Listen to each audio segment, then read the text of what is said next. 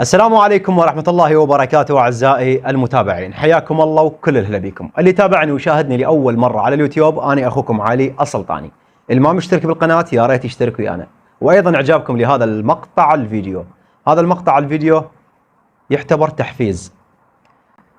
اليوم شاهدت مقطع فيديو متداول على مواقع التواصل الاجتماعي لرجل عراقي يقوم بصناعة طائرة ويحلق بها في السماء. هذا الشخص يعني هو لابس العقال ما شاء الله وصاعد بالطيارة وطار. خلينا نشوف المقطع الفيديو وبعد ذلك نرجع نتحدث بخصوص هذا الموضوع. الدشداشة ثابتة بالهارنس اللي قدامي وطبيعية المسألة ما بيها فد مشقة.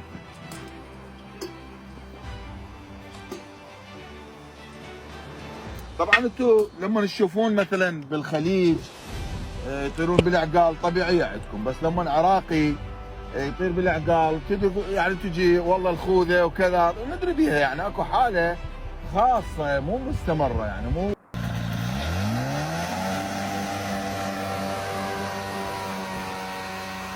ما شاء الله ما شاء الله.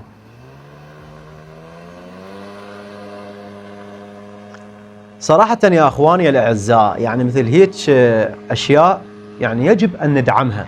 المفروض مثل هيك كفاءات الدولة تدعمهم، لكن بنفس الوقت هذا الشخص المفروض يعني ياخذ اذن يعني من الدولة، ويحاول قدر الامكان انه يضبط اموره، وايضا لجان تشرف على العمل مالته حتى ما يواجه مخاطر، لان تعرفون مثل هيك عمل خطر جدا على حياته. فاكيد احنا كعراقيين نشجع هيك اشياء، وايضا نوجه مناشده الى الحكومه العراقيه ان تنظر في حال هذا الشاب وتدعمه ماديا ومعنويا. اخوكم علي السلطاني، سنلتقيكم ان شاء الله في مقطع اخر. الى اللقاء.